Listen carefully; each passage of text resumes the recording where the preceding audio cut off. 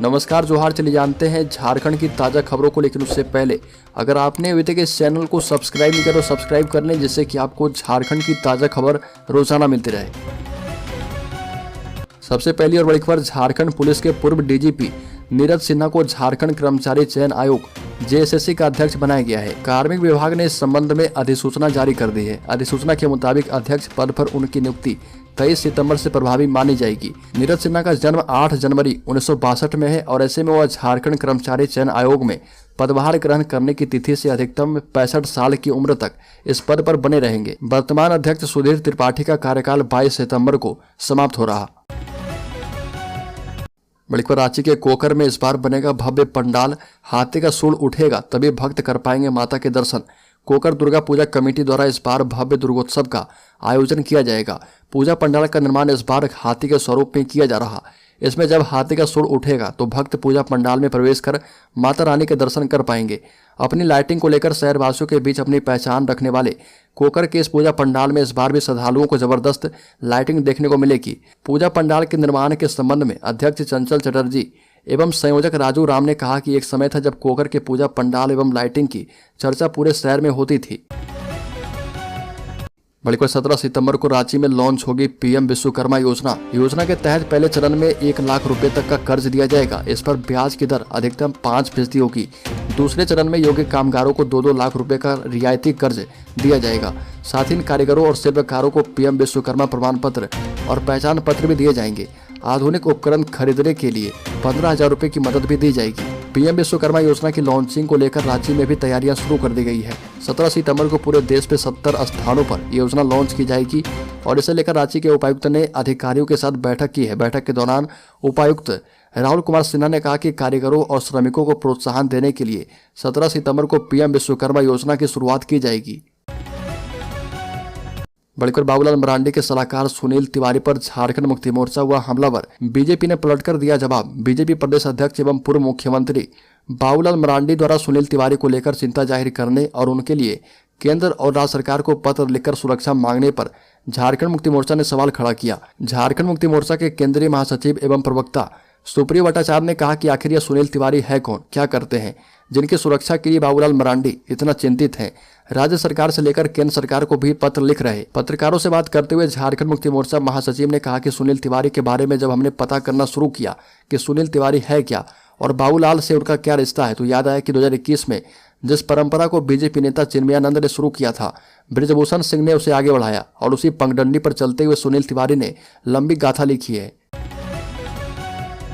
बड़ी खबर, झारखंड में अपराधी बेखौफ कारोबारी को गोली मारकर फरार। जमीन विवाद को लेकर 5 साल में 101 हत्याएं हो चुकी है। रांची में 2 नकाबपोश अपराधियों ने अरसंडे निवासी जमीन कारोबारी अवधेश यादव को गोली मार दी और फरार हो गए। वारदात कांके ब्लॉक ऑफिस के गेट नंबर 2 पर हुई। घटना के बाद आसपास मौजूद लोगों की मदद से अवधेश को कांके जनरल अस्पताल पहुंचाया गया है। यहां पर उनकी स्थिति गंभीर देखते हुए बेहतर इलाज के लिए पल्स अस्पताल भेज दिया गया। बता दें कि राज्य में बीते 5 सालों में जमीन विवाद पर 101 लोगों की हत्या हुई है और यहां पर डॉक्टरों ने सर्जरी कर उनके शरीर में लगी 6 गोलियां निकाल दी है। हालांकि उनकी स्थिति नाजुक बनी है, उन्हें वेंटिलेटर पर रखा गया है। बड़ी खबर, धनबाद में विश्वकर्मा पूजा को लेकर चमका ऑटोमोबाइल सेक्टर, 60 करोड़ की होगी धनवर्षा। विश्वकर्मा पूजा को लेकर ऑटोमोबाइल सेक्टर चमक गया है। बुकिंग की लंबी फहरिस्त है। अब तक 500 4 व्हीलर एवं 900 2 व्हीलर की बुकिंग हो चुकी है। आने वाले 2 दिनों में कुछ और गाड़ियों की बुकिंग होने की संभावना है। विश्वकर्मा पूजा पर इस सेक्टर में करीब 60 करोड़ रुपए का कारोबार होने की संभावना है। ग्राहक मॉडल के फीचर्स के साथ रीसेल वैल्यू को भी ध्यान में रखकर बुकिंग करवा रहे। बड़ी खबर, अब ईडी की रडार पर शराब के बाद अवैध बालू की कमाई करने वाले योगेंद्र तिवारी के साथ 40 लोगों को समन दिया गया है। झारखंड में थोक शराब कारोबार के ठेके हासिल करने से लेकर बालू और देवघर में राय बंगला जमीन की डीड में मनी लॉन्ड्रिंग में ईडी की जांच काफी आगे बढ़ चुकी है। योगेंद्र तिवारी संताल परगना में बालू के कारोबार से जुड़ा है। ऐसे में उसके साथ पार्टनरशिप में रहे लोगों की भूमिका में जांच के दायरे में है। ईडी ने इस मामले में योगेंद्र तिवारी एवं उनके 40 से अधिक कारोबारी साझेदारों के खिलाफ समन करके पूछताछ पूरी कर ली है। इस मामले में रोजाना योगेंद्र तिवारी से एजेंसी पूछताछ कर रही है, जबकि रोजाना की पूछताछ में 3-4 अन्य लोगों को भी समन कर पूछताछ की जा रही है। रांची जोनल ऑफिस में योगेंद्र तिवारी से ईडी के अधिकारियों ने पूछताछ की है। योगेंद्र के साथ पूछताछ में कई नए नाम भी सामने आए, हालांकि उनका खुलासा अब तक ईडी ने नहीं किया है। बड़ी खबर झारखंड में किन्नरों पर बढ़ेगी किचकिच, ट्रांसजेंडरों पर हेमंत सरकार की मेहरबानी से ओबीसी वर्ग नाराज। राज्य में ओबीसी कोटे से किन्नरों के लिए आरक्षण के फैसले पर इस वर्ग की राजनीति करने वाले संगठन आक्रोश में हैं और इस मामले में राजनीतिक विरोध राज्य सरकार के लिए जोखिम भरा साबित हो सकता है। ओबीसी संगठन पहले से ही आरक्षण का कोटा 14% से बढ़ाकर 50% करने की मांग करते रहे हैं। राज्य सरकार ने इसे बढ़ाकर 27% करने की अनुशंसा जरूर की, लेकिन इसे मंजूरी नहीं मिली। प्रस्ताव राजभवन से वापस लौट आया और पिछले दिनों राज्य मंत्री परिषद ने सुप्रीम कोर्ट के एक निर्देश के आलोक में किन्नरों को आरक्षण देने की मंजूरी दी थी और उन्हें 1000 मासिक मानदेय देने का भी निर्णय किया गया था। बता दें कि ओबीसी संगठन किन्नरों को आरक्षण देने के विरुद्ध नहीं है, लेकिन उनकी आपत्ति ओबीसी कोटे से आरक्षण देने पर है। इन संगठनों का तर्क है कि अलग से अथवा अन्य वर्गों के कोटे से किन्नरों को आरक्षण दिया जा सकता है। ऐसा नहीं होने पर राजनीतिक विरोध होगा। बड़ी खबर, केंद्र सरकार ने झारखंड को जारी किया 5000 टन अनाज, मिल गई है राहत, मामला सुलझ गया है। खाद्य आपूर्ति मंत्री ने केंद्र से अनाज आवंटन जारी रखने का किया आग्रह।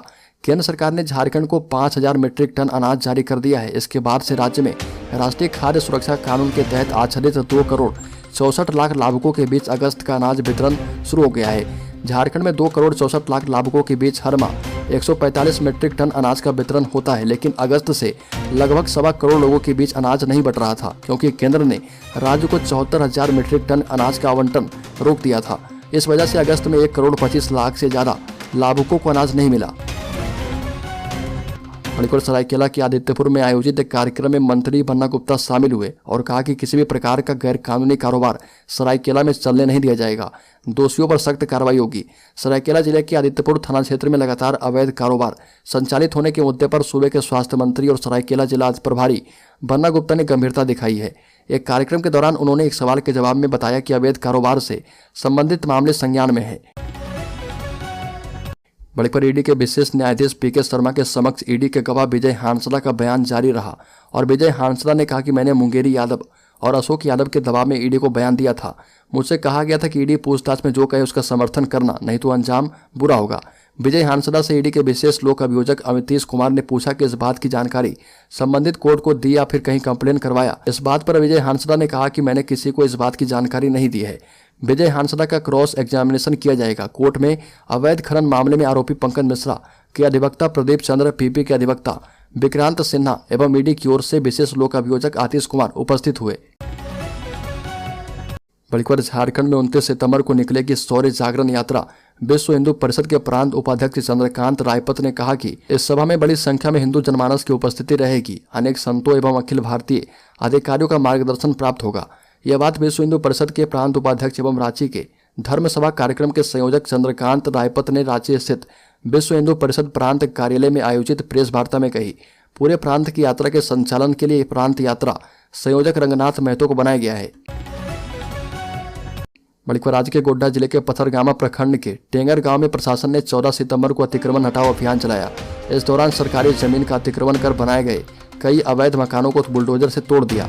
अभियान का नेतृत्व अंचलाधिकारी संतोष बैठा कर रहे थे। ज्ञात हो कि प्रशासन ने अतिक्रमणकारियों को कई बार नोटिस भेजकर अतिक्रमण हटाने का आदेश दिया था, लेकिन दबंग अतिक्रमणकारियों पर इसका असर नहीं हुआ। अंत में जबरन अतिक्रमण हटाना पड़ा। उल्लेखनीय कि सीओ संतोष बैठा का दूसरी जगह स्थानांतरण हो गया है। बड़ी खबर, गिरिडीह के बेंगाबाद में 11 लोगों के खिलाफ बिजली चोरी का केस दर्ज।